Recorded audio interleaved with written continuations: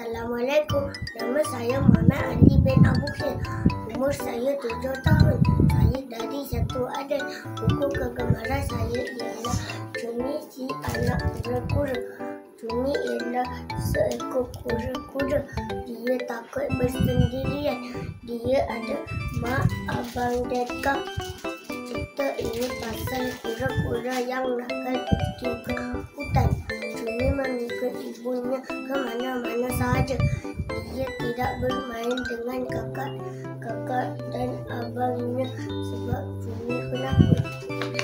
Cumi terkejut kerana ada sebiji apel terjatuh ke atas kepala Cumi.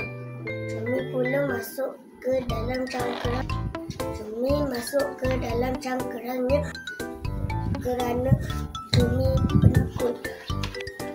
Cumi pula bermain dengan kakak dan abangnya. Cumi tidak dapat mencari abang dan kakaknya. Ada anak putih berlanggar. Cumi pula masuk ke dalam cangkangnya. Ibu Cumi pula memarahi Cumi kerana Cumi penakut. Abang dan kakak Cumi pula memarahi Cumi. Cumi pula menduduk tepi sungai. Cumi ternampak anak burung itu terjatuh ke dalam sungai. Cumi pula menolong anak burung itu. Ibu burung itu mengucap dengan Ibu Cumi pula merasa bangga.